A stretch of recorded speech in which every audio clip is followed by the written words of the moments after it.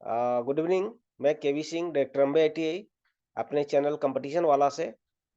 मैं बाहर हूँ और हमारे पास पैनल बोर्ड है नहीं, इसलिए मैंने सोचा कि आज जो वीडियो बनाऊंगा मैं जूम को यूज करके बनाता हूँ। जूम एक ऐप है, तो और रिकॉर्ड कर करके आप लोगों को देता हूँ, क्योंकि स्किल टेस्ट बार का जो है पास आ रहा है, साथ में आईटीआई का एग्जाम भी साथ में आ रहा है और बहुत सारे कम्पिटिटिव एग्जाम भी आ रहे हैं।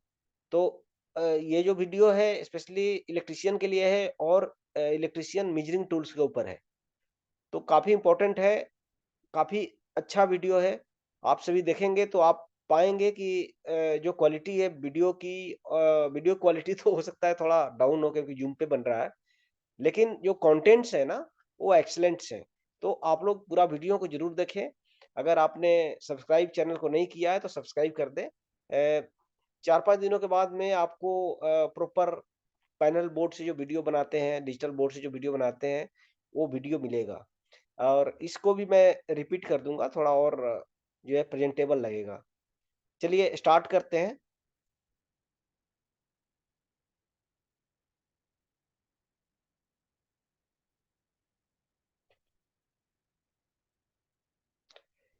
तो आप देख सकते हैं ये जो हमारा टॉपिक है आपका, वो है मेजरिंग टूल्स। तो ये जो मेजरिंग टूल्स, इलेक्ट्रीशियन को बहुत सारे टूल्स की ज़रूरत पड़ती है जिससे वो कुछ माप सके, ठीक है? क्या मापने की ज़रूरत पड़ती है? तार की लंबाई, तार की मोटाई, ठीक है? और बहुत ऐसी चीज़ें हैं जो कि मापने की ज़रूरत पड़ती है, क्योंकि एक इंडियन इलेक्ट्रिसिटी स्टैंडर्ड है, उस स्टैंडर्ड के हिसाब से जो भी स्विच सेट करते हैं, जो भी बोर्ड सेट करते हैं, उसका कुछ हाइट्स दिया हुआ रहता है, फैन का हाइट्स दिया रहता है। तो इसलिए हमें बार-बार कुछ ना कुछ मेजरिंग टूल्स यूज़ करने की ज़रूरत पड़ती है। मेजरिंग का मतलब जिससे हम लोग मापते हैं, ऐसा टूल्स जिससे हम लोग मापते हैं। तो इसके पहले हम लोग डिस्कस कर चुके हैं कि हैंड टूल्स क्या होता है और पावर टूल्स क्या होता है। और उसका 2 वीडियो मैंने डाला है, अलग-अलग वीडियो डाला है, जो कि जिसका लिंक आपको डिस्क्रिप्शन बॉक्स में मिल जाएगा। तो आप लोग उस डिस्क्रिप्शन बॉक्स से पीछे का वीडियो देख सकते हैं और समझ सकते हैं कि हैंड टूल क्या होता है और पावर टूल क्या होता है। आज जो मेजरिंग टूल्स बताने जा रहा हूँ, उसमें बहुत सारी ऐसी चीज़ें आपको मिलेगी या फिर रिवीजन हो जाएगा, जो आप या तो नहीं पढ़े या पढ़े भी हैं तो भूल चुके हैं। तो देखिए, सबसे पहले इलेक्ट्रीशियन को किन-किन क्वांटिटी को मेज़र करने की ज़रूरत पड़ती है, किन-किन चीज़ों को मेज़र करने की ज़रूरत पड़ती है। तो उसको पता होना चाहिए, हमेशा मेज़र करने की ज़रूरत पड़ती है कि वोल्टेज क्या है। अगर कोई इक्विपमेंट नहीं चल रहा है तो हम लोग वोल्टेज, करंट मेज़र करते हैं, पावर मेज़र करते हैं, फ्रीक्वेंसी मेज़र करते हैं, पावर फैक्टर मेज़र करते हैं, रेजिस्टेंस मेज़र करते हैं, कैपेसिटेंस मेज़र करते हैं, इंडक्टेंस मेज़र करते हैं। तो इन सब के मीनिंग्स तो आप लोग जानते ही हैं। कैपेसिटेंस संग्रहित होता है, रेजिस्टेंस आप लोग को पता ही है, पावर फैक्टर भी पता होगा, नहीं पता होगा तो मैं बता दूँगा, फ्रीक्वेंसी आपको पता ही है, पावर पता ही है, करंट पता है, वोल्टेज पता है, तो इनको कैसे हम लोग मेज़र करते हैं, ठीक है? और किस तरह के मीटर्स होते हैं, ये हम लोग अभी देखेंगे।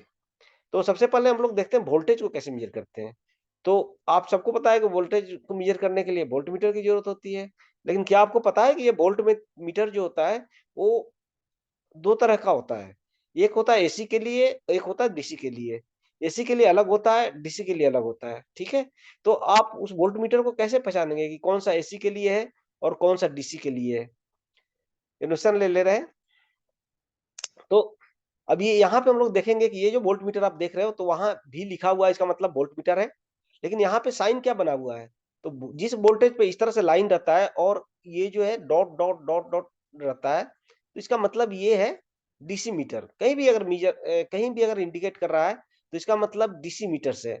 वोल्टेज हो, करंट आई से डिनोट होगा, वोल्टेज बी से डिनोट होगा और यहाँ पे इस तरह से जो मार्क होगा, वो डीसी के लिए है। जबकि एसी के लिए आप यहाँ पे देख सकते हैं, ये जो है ना, एसी मीटर है। आप यहाँ पे इस पोज़ीशन पे देखिए, ये क्या मार्क किया हुआ है।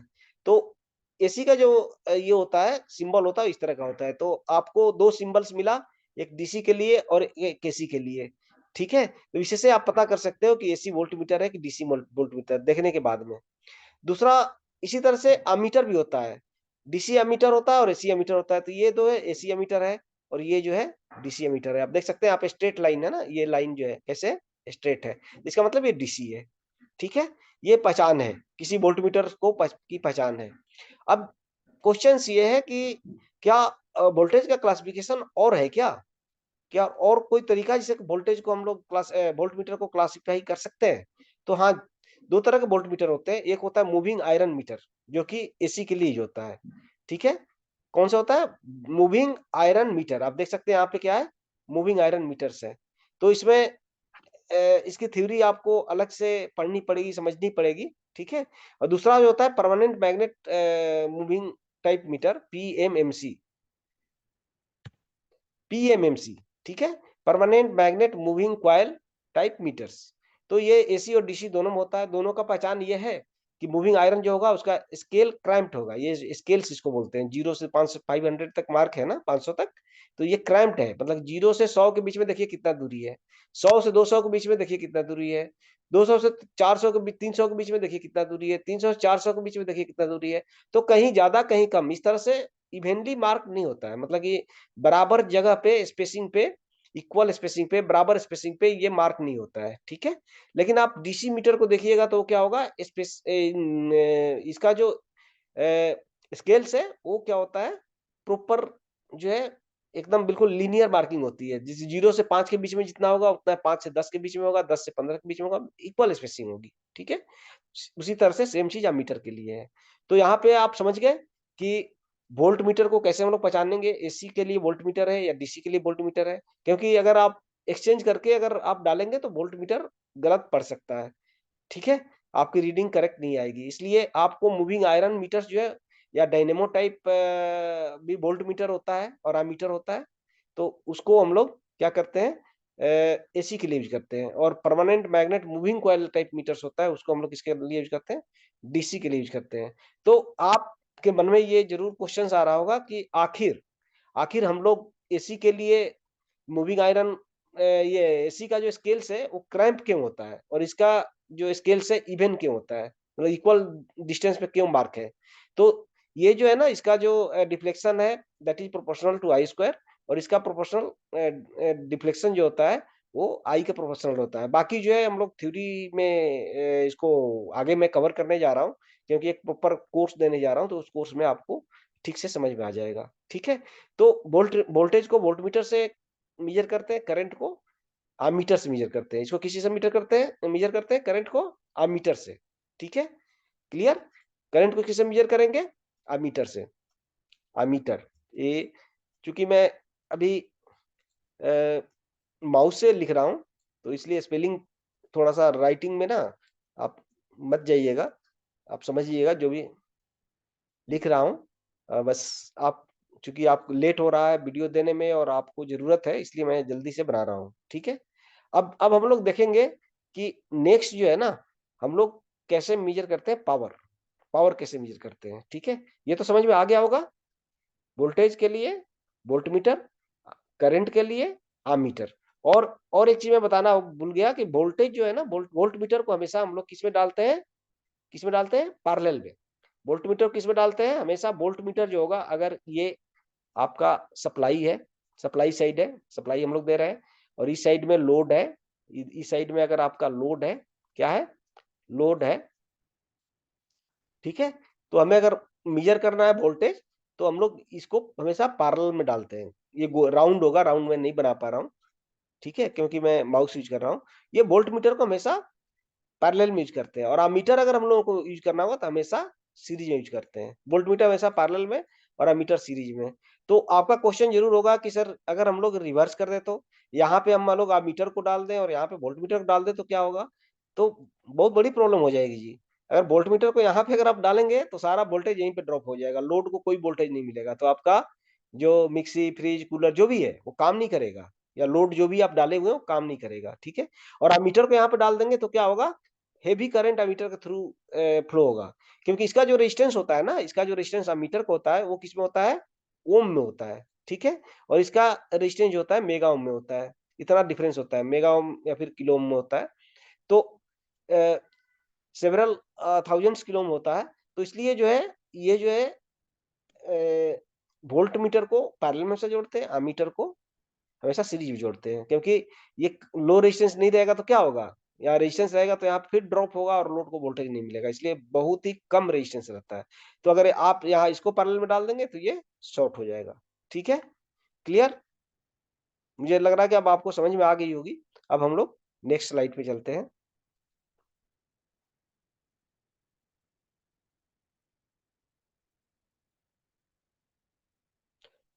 अ, एक स्लाइड लग रहा आगे बढ़ गया। हाँ, तो नेक्स्ट स्लाइड जो है वो है difference between ammeter and galvanometer. तो एक और मीटर होता है, वो होता है गैल्वेनोमीटर। गैल्वेनोमीटर ये करंट मेजर करने के लिए स्पेशली यूज करते हैं, बहुत ही सेंसिटिव होता है गैल्वेनोमीटर।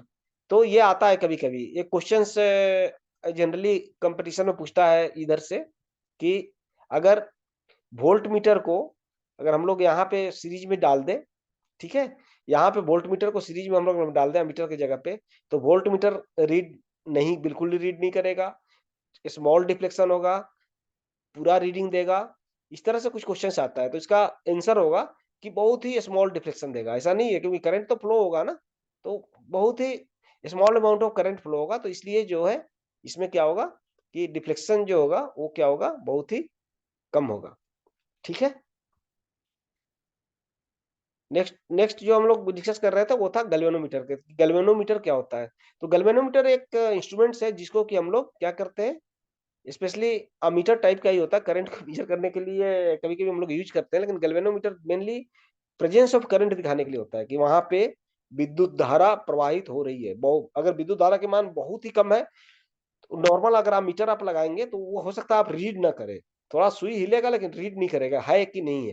लेकिन अगर गैल्वेनोमीटर लगा रहे हैं तो वो क्या होता है, वो कंप्लीट रीडिंग, थोड़ा-सा भी करंट अगर फ्लो करेगा तो इसका नीडल काफ़ी दूर जाता है।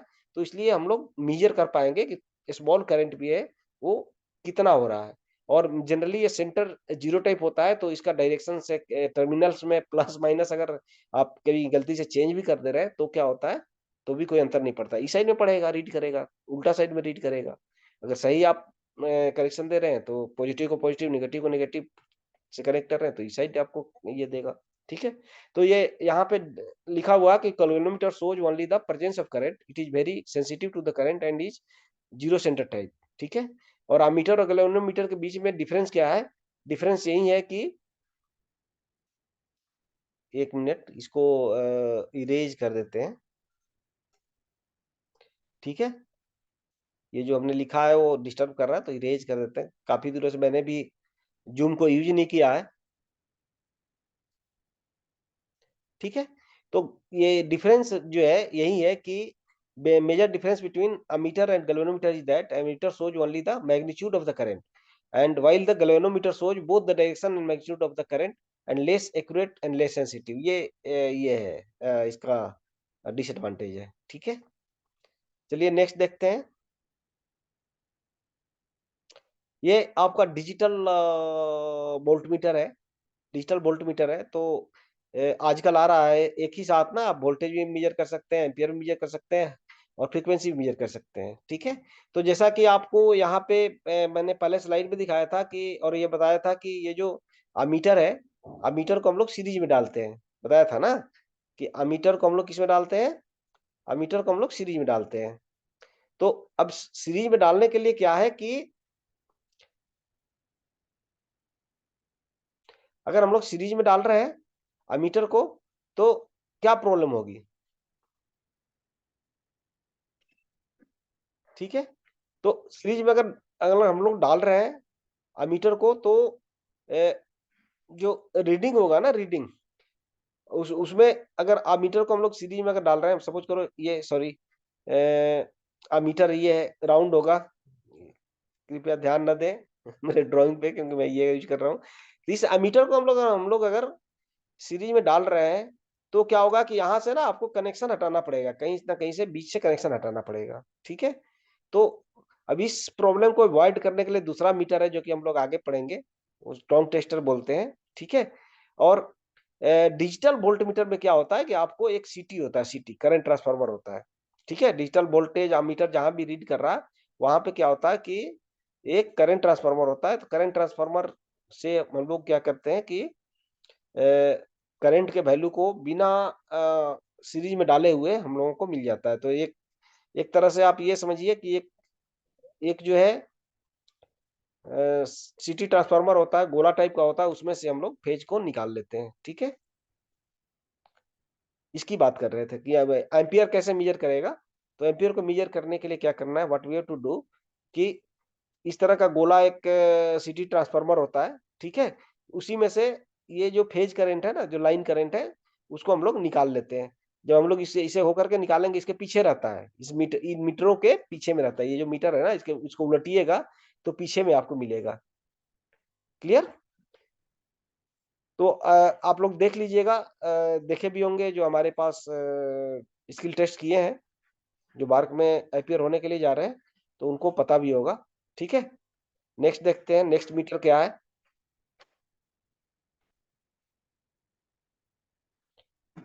थोड़ी सी प्रॉब्लम हो रही है, कोई बात नहीं।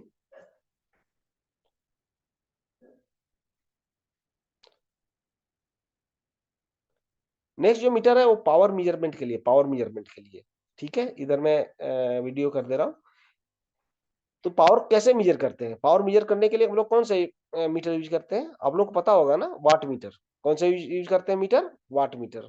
तो वाट मीटर दो तरह का होता है, एक होता है एनालॉग वाट मीटर, ठीक है, एक होता है एनालॉग वाट मीटर, और दूसरा क्या होता है, ये एनालॉग वाट मीटर एक होता है, ठीक है, एंड दूसरा होता है डिजिटल वाट मीटर। तो दोनों तरह का वाट मीटर यहाँ पे दिया हुआ है। इसमें डायल्स डायल्स रहता है, फेस पे डायल्स रहता है, मतलब कि मार्क रहता है 0 1 2 3, और आपको नीडल के थ्रू पढ़ना होगा। ठीक है, और ये है डिजिटल मीटर, जो कि डायरेक्ट आपको रीडिंग देता है।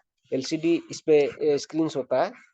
ठीक है, तो आपको पता है कि पावर क्या होता है? What is the power? Rate of doing work, time rate of doing work. ठीक है, इसको पावर बोलते हैं, और ये होता है W equal to V into I, I square R. ठीक है, तो तीन फेज ये पावर जो है ना, सिंगल फेज का तो ठीक है, आप जो है वाट मीटर आप यूज कर लोगे तो उससे आप मेजर कर सकते हो। ध्यान लीजिएगा, एम, एल, सी और भी, ये चार टर्मिनल्स होते हैं। जब आप इसके पीछे जाइएगा, एम एल इसके वाट मीटर के, तो आपको पता ही है, आपको भी मेजर करना है और आई भी मेजर करना है, तभी तो आप जो है वाटेज निकाल सकते हो। ठीक है, तो वाट मीटर के पीछे चार टर्मिनल्स होता है, एम, एल, सी और भी।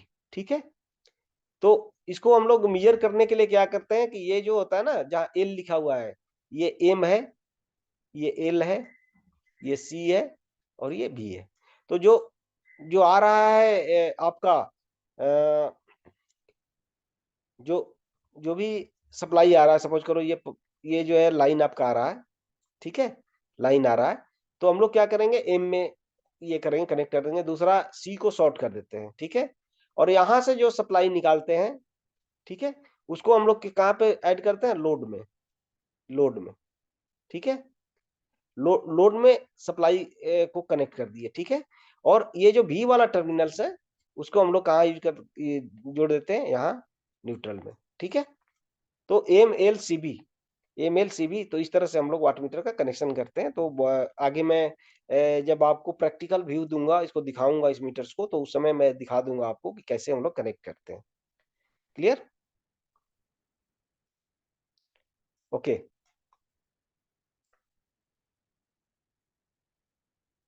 नेक्स्ट नेक्स्ट जो है हमने ये लिखा है कि वाट मीटर दो तरह का होता है, डायनेमोमीटर टाइप वाट मीटर, और क्या है, इलेक्ट्रोडायनेमोमीटर टाइप वाट मीटर, और दूसरा क्या है, दूसरा है इंडक्शन टाइप वाट मीटर। इसके लिए थ्योरी आपको पढ़ना पड़ेगा, फिर समझ में आएगा।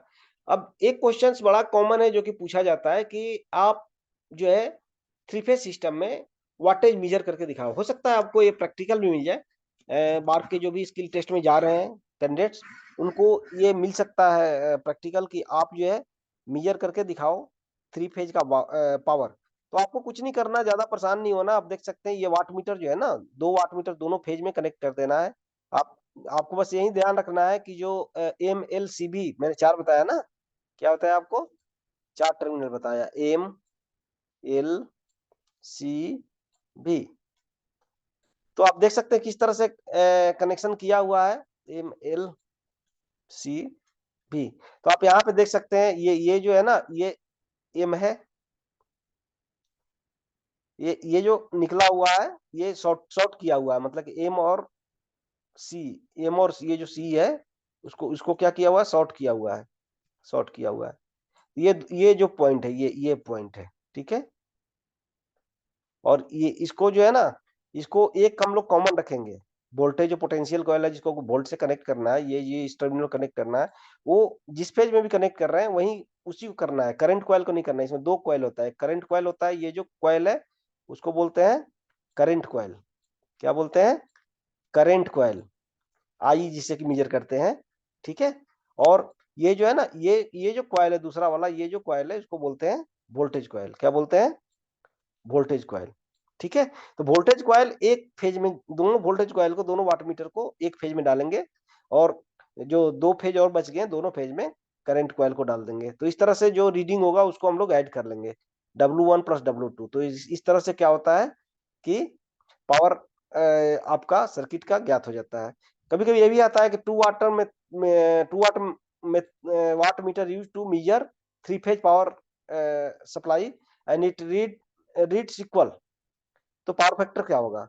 तो इस इन 3 phase measurement, 3 phase power measurement में जब वाटमीटर का रीडिंग दोनों का सेम आ रहा है, इसका मतलब पावर फैक्टर क्या है? यूनिटी है, एक है, 1 है, मैक्सिमम है। That means best power factor है, ठीक है। तो ये कभी कभी क्वेश्चंस आ जाता है आपके एमसीक्यू में भी, या फिर पूछ भी देता है, ठीक है। नेक्स्ट,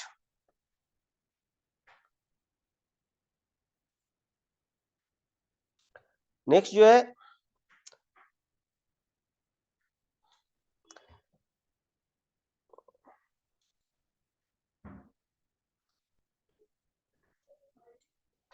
तो आशा है कि आप लोग समझ रहे होंगे।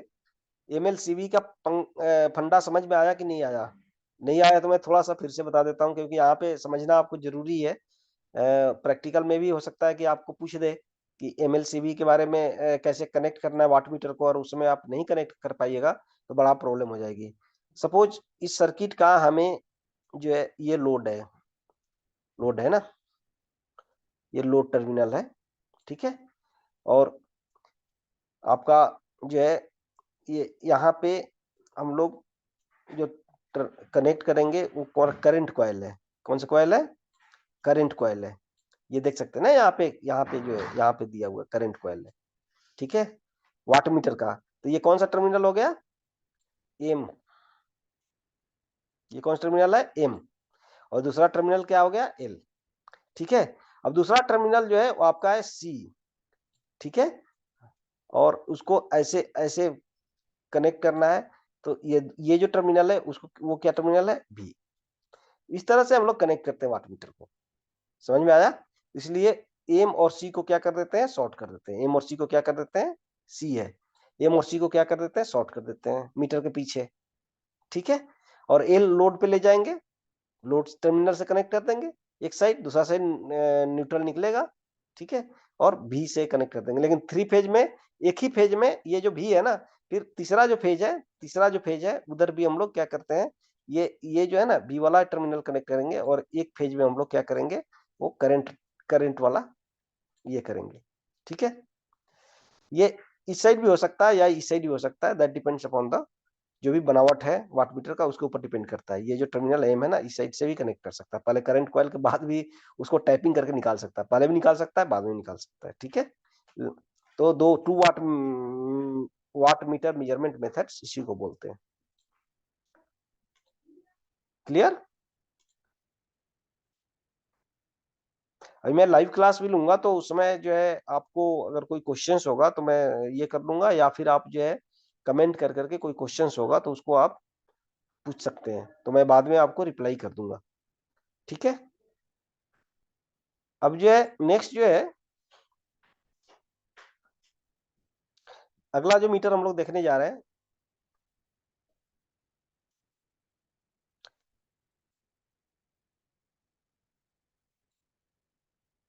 Frequency meter. तो फ्रीक्वेंसी मीटर सिंपल है। फ्रीक्वेंसी मीटर में आप लोग जानते हैं कि सेकेंड्स पर सेकेंड्स, जो साइकिल्स है ना पर सेकेंड्स, उसी को फ्रीक्वेंसी बोलते हैं, और ये इसको मेजर करते हैं हर्ट्ज में। तो ये जो है आपको 1 सेकेंड में, यहां से यहां तक अगर आप 1 सेकेंड मान रहे हैं, 1 सेकेंड है, 1 सेकेंड, क्या 1 सेकेंड, 1 सेकेंड में जो अपना सप्लाई है उसका जो एम्पलीट्यूड है 50 बार चेंज होता है इंडिया में। इंडिया की बात कर रहे हैं, यूएस में 60 बार होता है। ठीक है, ऐसे ऐसे मैं से सही नहीं आ रहा है। साइनसोइडल जो वेव है वो कितनी बार चेंज होता है? 50 बार, 50 टाइम्स। यहाँ से यहाँ तक एक, कैसे गिनते हैं वो बता दे रहा हूँ। यहाँ से यहाँ तक दो, इस तरह से एक सेकेंड में कितनी बार जाएगा? 50 बार। तो उसका टाइम पीरियड एक 50 साइकिल्स। ठीक है, तो एक साइकिल में कितना टाइम लगेगा? एक साइकिल में जितना टाइम लगता है उसको बोलते हैं टाइम पीरियड, एक साइकिल में। ठीक है, मतलब कि यहाँ से यहाँ तक कितना टाइम लगेगा। अब यहाँ 50 साइकिल में एक सेकंड लग रहा है, तो एक साइकिल में कितना लगेगा? 1/50 सेकेंड्स। ठीक है, इसको बोलते हैं टाइम पीरियड। तो वही यहाँ पे लिखा हुआ है कि एफ इजकल टू 1/t होता है, टी इजकल टू 1/f होता है। तो कुछ अगर इस पे सिंपल सा कभी कभी क्वेश्चंस दे देता है तो आपको पता हुआ होना चाहिए। ये डिजिटल फ्रीक्वेंसी मीटर है। ठीक है, और ये जो है ना कन्वेंशनल टाइप का फ्रीक्वेंसी मीटर है जो बहुत पहले से यूज होता है। इसके पीछे भी आप देखिएगा तो वही 4 टर्मिनल होगा, AMLCB। ठीक है, नेक्स्ट जो है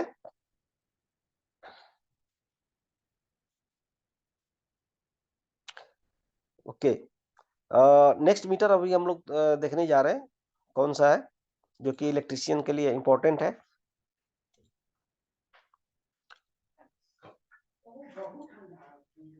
ये मल्टीमीटर।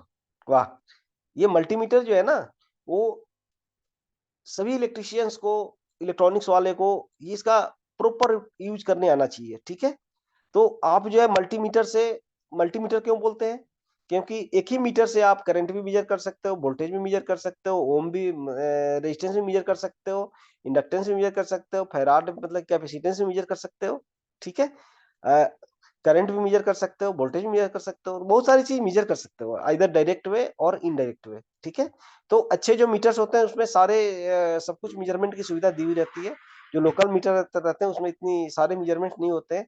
तो ये जो है डिजिटल मल्टीमीटर है और ये है एनालॉग मल्टीमीटर। ठीक है, तो आप देख सकते हैं यहाँ पे आप अगर देखिएगा तो यहाँ पे भी AC मेजरमेंट के लिए दिया है। ठीक है, ये DC मेजरमेंट के लिए दिया है, और इस तरह से रेंजेस दिए हुए हैं। इसी तरह से यहाँ पे भी आप सिलेक्ट कर सकते हैं, DC वोल्टेज के लिए दिया है।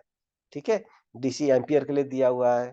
ठीक है, और AC वोल्टेज के लिए दिया हुआ है, करंट रेजिस्टेंस मेजरमेंट के लिए दिया हुआ है। इंटू 1 इंटू 2 का मतलब ये है कि जितना रीडिंग आएगा स्केल पे उससे मल्टीप्लाई कीजिएगा, that will be your final reading. ठीक है, और ये टर्मिनल लीड्स बोलते हैं। ठीक है, टर्मिनल लीड्स बोलते हैं। इसके टर्मिनल लीड्स जो होते हैं वो क्या होता है? कैलिब्रेटेड होते हैं, कोई भी तार लेकर के नहीं आप इसको यूज कर सकते हैं। ठीक है, एरर आ जाएगा। क्लियर? ये बड़ा इंपॉर्टेंट मीटर है, ये है टोंग टेस्टर। ये क्या है? टोंग टेस्टर मीटर है। आप देख सकते हैं टोंग टेस्टर मीटर है। इसका इसका फायदा क्या है? इसको क्लैंप मीटर भी बोलते हैं। इसका फायदा ये है कि जैसा कि मैंने बताया था कि अमीटर को सीरीज में डालते हैं तो क्या होगा? अगर आप अमीटर को सीरीज में डाल रहे हैं तो क्या होगा? अगर आप अमीटर को सीरीज में डाल रहे हैं तो कहीं ना कहीं आपको जो वायर है उसको खोलना पड़ेगा सीरीज में डालने के लिए।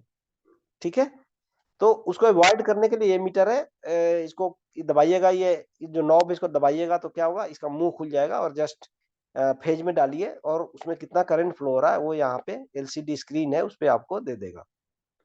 क्लियर? तो ये बड़ा सिंपल हो गया है, इसमें करंट ट्रांसफार्मर का यूज करता है, और साथ में जो है मल्टीमीटर के जितने भी फंक्शंस हैं मैक्सिमम फंक्शंस भी इसमें दे दिया है।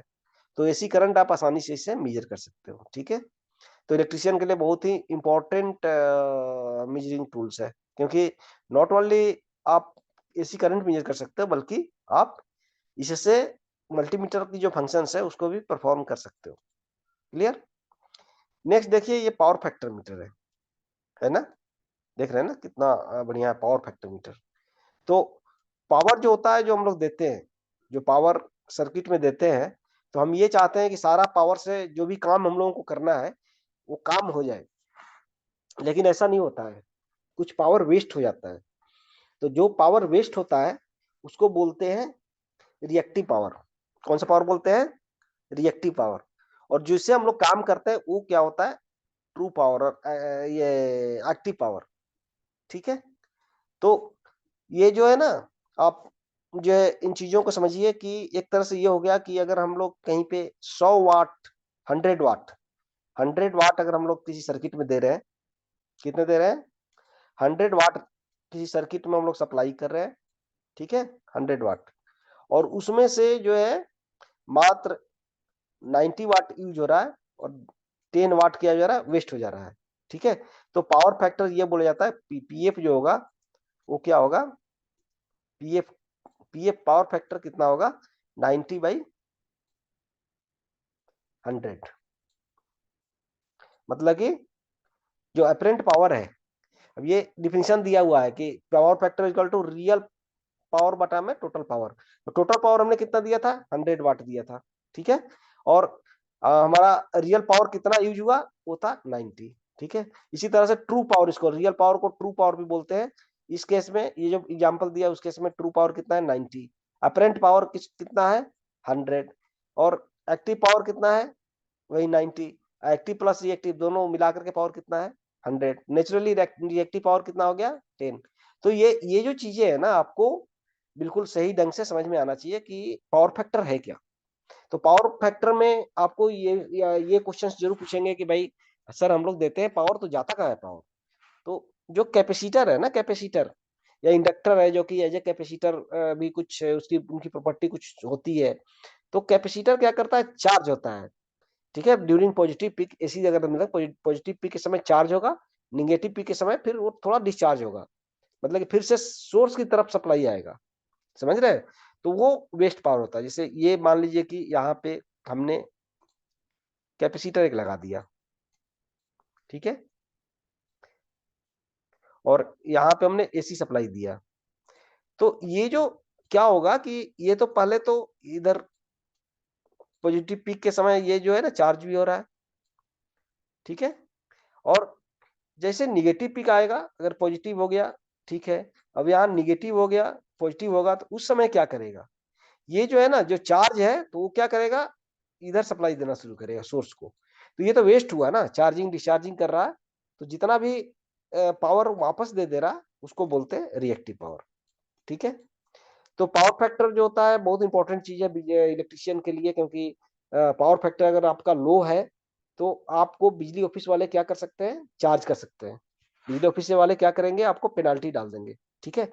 तो मेन कॉजेज है पावर फैक्टर का, इंडक्टिव लोड्स जो है अगर ज्यादा है, एसी मोटर्स ज्यादा है, वेल्डिंग इक्विपमेंट्स अगर आप यूज कर रहे हैं, एसी फर्नेसेस या फ्लोरेसेंट लाइटिंग यूज कर रहे हैं, तो क्या होगा, आपका पावर फैक्टर पुअर होगा। इसका मतलब वेस्टेज, जितना पावर दे रहे हैं उस पावर से पूरा काम नहीं होगा, बल्कि उसमें से वेस्ट होगा, ठीक है।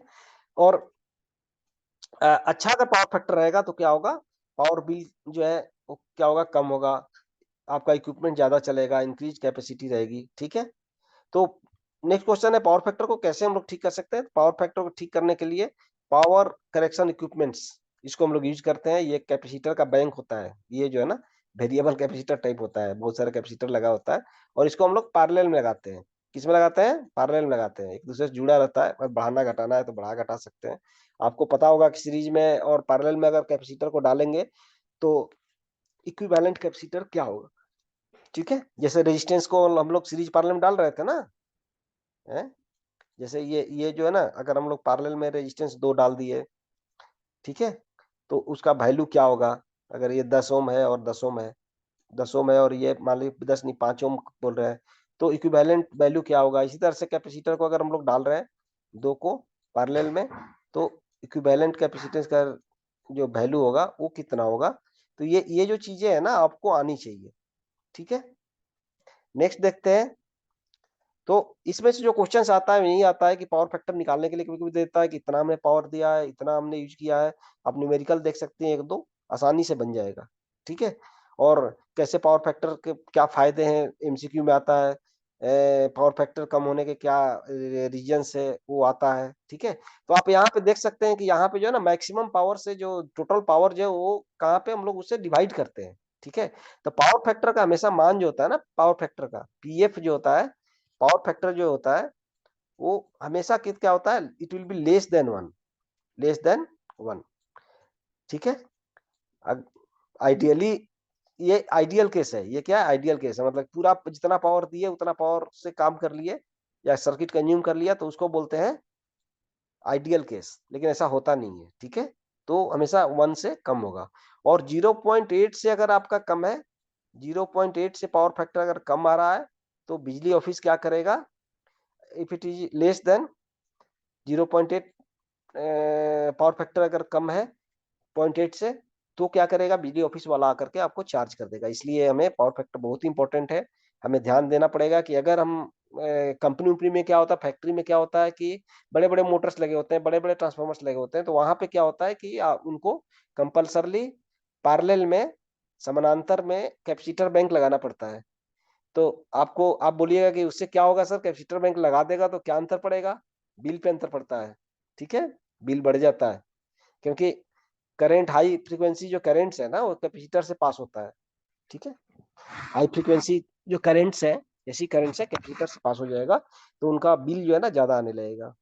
तो ये सारी जो जानकारियां हैं वो आपको नॉर्मल जो टीचर पढ़ाते हैं वो नहीं दे पाएंगे, ठीक है? लेकिन आपके कंपटीशन पॉइंट ऑफ व्यू से ये चीजें बहुत ही इंपॉर्टेंट है। हाँ, यहाँ पे मैंने एक और फिगर बनाया है, आप देख सकते हैं। यहाँ पे हमने क्या बनाया है, आप यहाँ देखिए, कॉफी मग बनाया हुआ है। यहाँ पे हमने क्या किया है? कॉफी मग बनाया हुआ है। इसमें देखिए, ये पूरा भर करके कॉफी देता है ना, पूरा भर करके कॉफी आपको दे रहा है। लेकिन यहाँ तक क्या होता है? झाग होता है। उसको हम लोग पीते हैं क्या? नहीं, झाग खत्म हो जाता है, झाग नहीं पीते हैं। ये जो है ना, झाग है, ठीक है? तो ये जो होता है ना, एक्चुअल कॉफी क्या है? यहाँ तक है, तो वही पावर है। ये जो झाग ऊपर से दिख रहा है वो क्या है? रिएक्टिव पावर है, मतलब कि वो बिना बिना काम का है, ठीक है? उससे कोई काम नहीं कर पाते। ये जो पावर है वो एक्चुअल पावर है, जिससे काम होता है। और दोनों को मिला करके आपसे पैसे तो हाफ, अगर कॉफी कम दे रहा है तो पूरे का लेगा ना। तो वैसे ही पावर जो है ना, हम लोग टोटल जो देते हैं उसमें से कुछ जो होता है रियल पावर होता है, और कुछ जो होता है एक्टिव, या फिर रियल पावर बोलते हैं, कुछ जो होता है रिएक्टिव पावर होता है, ठीक है? क्लियर?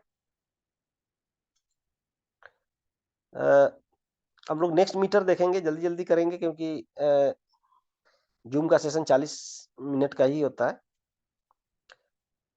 अब हम लोग देखेंगे नेक्स्ट नेक्स्ट में। ये देखिए, ये एनर्जी मीटर है, आप लोगों ने घर में देखा होगा। तो ये जो एनर्जी मीटर है ना, वो क्या करता है कि एनर्जी का मतलब वो क्या हो गया? Integration of power. हर एक टाइम के साथ में उसको जोड़ते जाएंगे, कितना अभी ये इस सेकंड में कितना पावर लिया, और नेक्स्ट सेकंड में कितना पावर ले रहा है, तो इस तरह से ऐड करते जाएंगे। तो इस ये जो है ना, सिंगल फेज के लिए एनर्जी मीटर, ये 3 फेज के लिए है। तो आप यहाँ पर देख सकते हैं, इसमें होता क्या है कि जो कनेक्शंस होता है, यहाँ पे न्यूट्रल और लाइन जाता है, और इधर से जो निकलता है वो लाइन और न्यूट्रल निकलता है, ठीक है? जबकि 3 फेज में क्या होता है कि L1 L2, जैसे ये जो लाइन गया घूम घाम करके फिर यहीं से बाहर आ जाएगा L2। L1 इनपुट है, L2, ठीक है? L1 L2, ठीक है?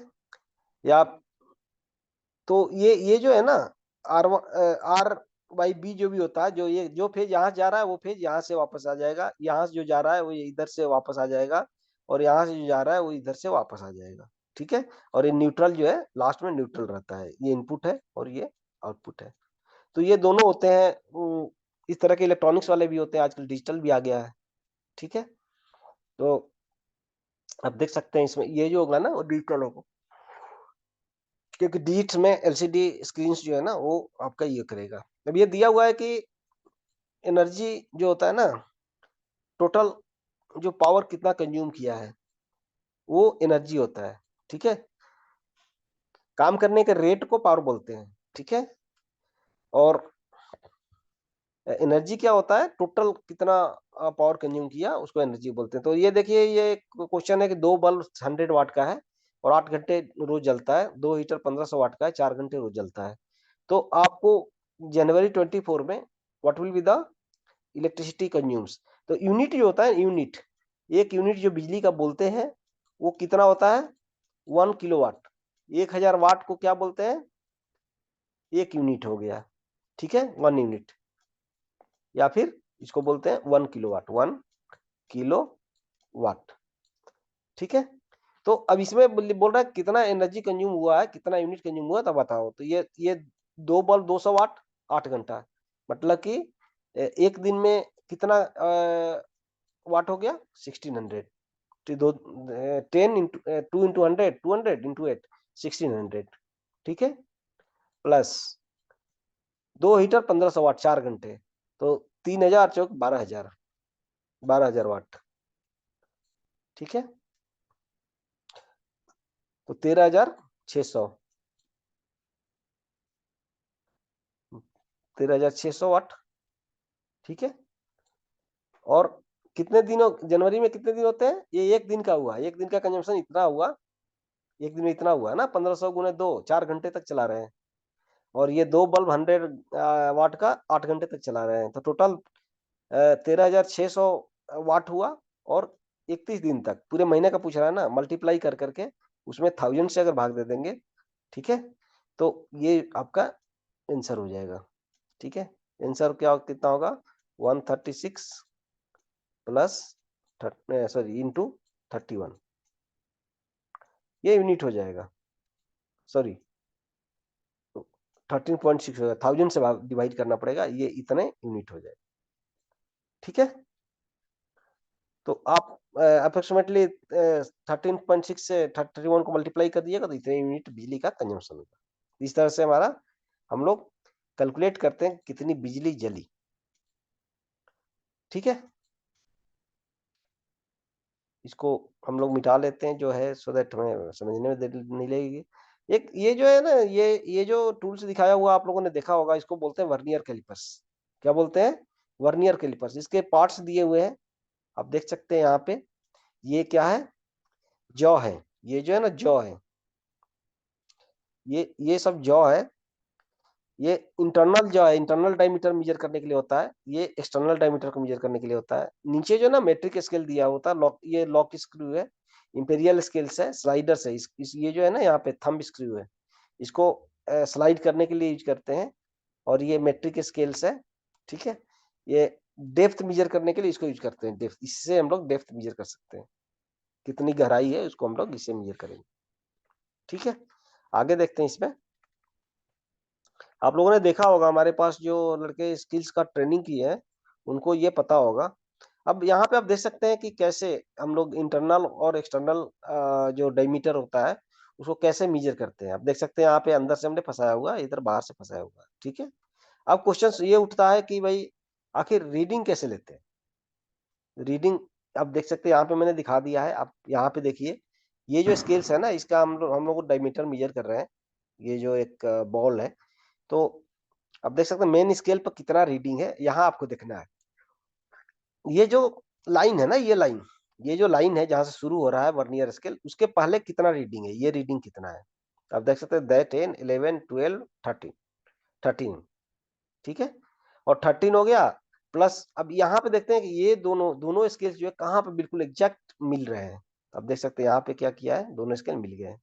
कितना डिवीजन में, अब नीचे से देखो, 10 1 2, ये 5 डिवीजन हो गया, 10 15 20 एक 21 डिवीजन, 21 डिवीजन बर्नियर पे आपको देखना है। ठीक है, दो चीजें मैंने बताई, एक तो आपको मेन पे देखना है, मेन पे ये लाइन शुरू होने के पहले बर्नियर स्केल्स का जो लाइन है उसको शुरू होने के पहले कितने डिवीजन है, तो 13 डिवीजन है। प्लस आपको बर्नियर और मेन स्केल दोनों जहां पे मिल रहे हैं, वो बर्नियर पे कितने डिवीजन अब मार्क करना है, देखना है मेन पे भी, लेकिन गिनना है वर्नियर का डिवीजन। तो ये 21, तो आप रीडिंग हो जाएगा 13 प्लस 21 इंटू लिस्ट काउंट। ये 0.02 क्या है, इसका लिस्ट काउंट है। लिस्ट काउंट कैसे निकालते हैं एक अलग टॉपिक है, तो उधर हम लोग नहीं जाएंगे, लेकिन जो भी वर्नियर कैलिपर्स या माइक्रोमीटर आप देखेंगे उस पर लिस्ट काउंट लिखा हुआ रहता है। लिस्ट काउंट मतलब हिंदी में उसको अल्पतमांक बोलते हैं। अल्पतमांक का मतलब ये हो गया छोटा से छोटा जो चीज इन चीजों को मेजर कर सकता है, उसको बोलते हैं लिस्ट काउंट। ठीक है, अब दूसरा एक और एग्जांपल यहाँ पे दिया हुआ, आप देख सकते हैं कि यहाँ ये शुरू होने के पहले कितना डिवीजन है यहाँ पे, तो आप 10 11 12 13 14 15 16 17 18 19, 19 के बाद देखिएगा ये लाइन शुरू हो जा रहा है वर्नियर वाला, और कहाँ पे मिल रहा है, यहाँ पे मिल रहा है। तो ये एक एक जो 1 लिखा है उसमें 5 डिवीजन है, तो इस तरह से 6 5 30 31 32 32 पे दोनों मिल रहे हैं। तो 19 + 32 इंटू लिस्ट काउंट, तो 19.64 mm फाइनल आंसर होगा।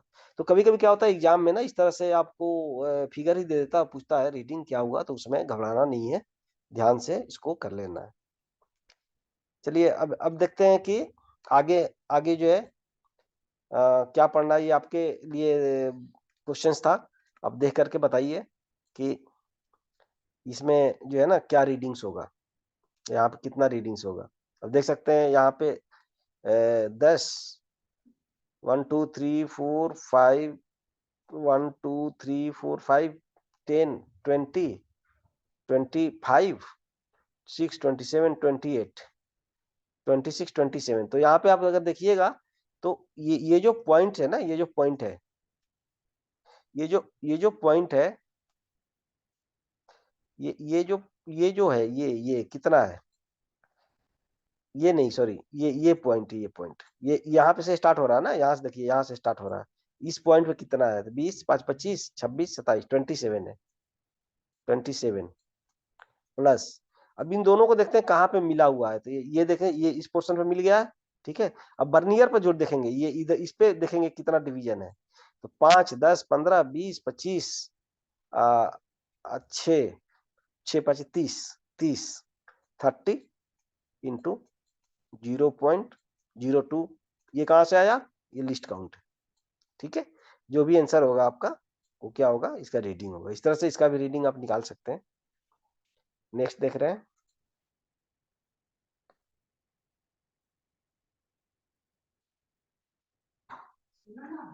ये ये माइक्रोमीटर है, ये माइक्रोमीटर है, ठीक है। तो ये माइक्रोमीटर्स में आपको पता है ये एनविल होता है, जिस दोनों के बीच में जो फंसाते हैं उसको एनविल बोलते हैं, और ये स्पिंडल है, ठीक है। इधर स्पिंडल बोलते हैं इस साइड वाले को, और छोटा वाला जो होता है ना उसको एनविल बोलते हैं।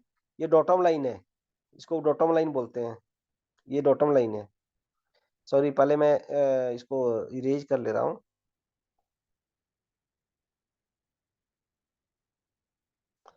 ये जो है ना डॉटम लाइन है, डॉटम लाइन पे आप देख सकते हैं ये जो है ना थिम्बल स्केल बोलते हैं, इसको थिम्बल थिम्बल स्केल बोलते हैं। ये थिम्बल स्केल्स है, ये इसको थिम्बल स्केल बोलते हैं, इसको मेन स्केल बोलते हैं, ठीक है। और ये जो लाइन है सेंटर में, इसको डॉटम लाइन बोलते हैं। ये जो सीधा चल रहा है ना उसको डॉटम लाइन बोलते हैं, ठीक है।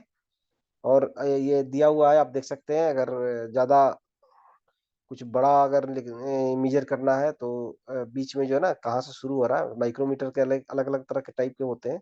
तो अ, इसका भी सेम सिस्टम है।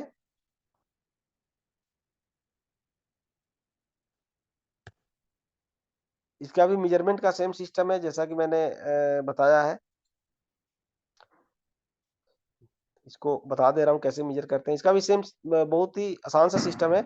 इसमें देखते हैं ना कि डॉटम लाइन पे ये कहाँ पे, पहले ये इसका रीडिंग क्या है, 1 2 3 4 5 6, और बीच में जो भी आपका रीडिंग्स है उसको हम लोग देखते हैं। यहाँ पे देख सकते हैं ना, तो 5 के बाद कितने रीडिंग्स है वो हम लोग नोट करेंगे, प्लस डॉटम लाइन को ये कहाँ पे मिल रहा है, डॉटम लाइन को ये जो आपका थिम्बल स्केल्स है वो कहाँ पे, यहाँ पे ठीक सामने जो रीडिंग्स होगा, इसके ठीक सामने रीडिंग्स होगा।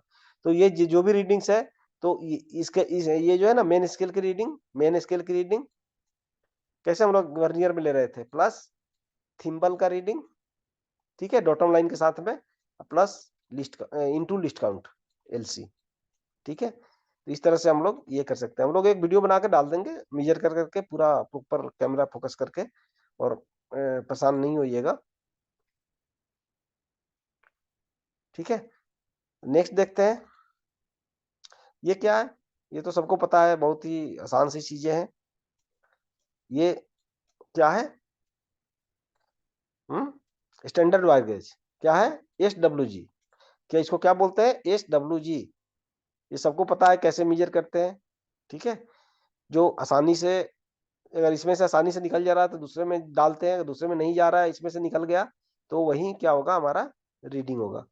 तो SWG काफी इंपॉर्टेंट है, और इलेक्ट्रिशियन के लिए बहुत इंपॉर्टेंट टूल्स है, क्योंकि हम सब जगह वर्नियर कैलिपर और माइक्रोमीटर को लेकर के नहीं जा सकते हैं। तो कभी कभी हमें वायर का डायमीटर मेजर करना है, कितना का है, क्योंकि हमें पता होना चाहिए कुछ स्टैंडर्ड्स है, उस स्टैंडर्ड के हिसाब से क्या होना चाहिए, वायर का डायमीटर, इसके लिए हम लोग मेजर यूज करते हैं। क्या है? SWG, standard wire gauge.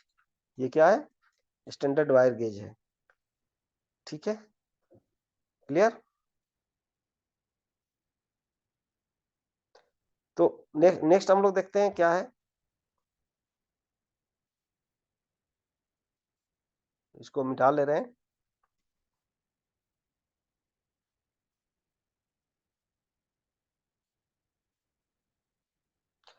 Next ये बड़ा इंपॉर्टेंट टूल है, ये है ऑसिलोस्कोप। इसमें क्या होता है कि हम लोग जो है जो भी वोल्टेज वेवफॉर्म्स है उसको हम लोग देख सकते हैं। एसी कैसे दिख रहा है, डीसी कैसे दिख रहा है। फिर हम लोग रेक्टिफायर बनाते हैं तो उसमें जो पल्सेटिंग डीसी आता है वो किस तरह का होता है। तो ये सब कुछ इसमें देख सकते हैं। और इसका जो लीड है उसको प्रोब बोलते हैं। क्या बोलते हैं? याद रखिएगा, कभी कभी पूछता है एग्जाम में। ये जो लीड है ना, ये उसको हम लोग बोलते हैं प्रोब। क्या बोलते हैं? प्रोब। प्रोब इसलिए बोलते हैं कि ये जो है ना ऑलरेडी कैलिब्रेटेड रहता है, तो कोई भी तार वार लेकर के आप खोज करके रीडिंग नहीं ले सकते हैं। ठीक है, इसमें एरर देगा और नॉइज आएगा। तो स्पेशल टाइप का ये इसका लीड्स होता है, जिसको कि हम लोग क्या बोलते हैं? प्रोब बोलते हैं। तो आज इतना ही। Thank you very much. बाकी नेक्स्ट वीडियो में हम लोग ये करेंगे। तो आशा है कि आप लोगों को म्यूजिक इंस्ट्रूमेंट समझ में आ गया होगा। अगर नहीं भी आएगा तो ज्यादा परेशान मत होइएगा, क्योंकि मैंने इस वीडियो को थोड़ा हरी भरी में इसलिए बनाया है कि जो भी बार के कैंडिडेट्स हैं, जो जिनका स्किल टेस्ट होना है, उनके लिए समय कम है। तो एक बार इसको देख लीजिए, फिर से हम लोग दूसरा वीडियो डालेंगे जिसमें कि हम लोग प्रैक्टिकली यूज कर करके दिखा देंगे। तो इसमें जो मेन इंपॉर्टेंट आपका जो पॉइंट था वो था वाट मीटर जो होता है ना, उसको कैसे यूज करेंगे, उससे पावर का मेजरमेंट कैसे करेंगे। तो हो सकता है आपने वाट मीटर यूज कर करके पावर का मेजरमेंट नहीं किया होगा। स्पेशली थ्री फेज जो थ्री फेज का जो पावर मेजर करना है, उसके लिए 2 वाट मीटर मेथड्स को कैसे यूज करते हैं और रीडिंग क्या होता है। तो दोनों वाट मीटर के हम रीडिंग को हम लोग जोड़ देंगे तो वो हमारा एक्चुअल रीडिंग हो जाएगा। Thank you very much. मिलते हैं नेक्स्ट वीडियो में। हमारे चैनल को सब्सक्राइब करना नहीं भूलिएगा, लाइक करना नहीं भूलिएगा। Thank you very much.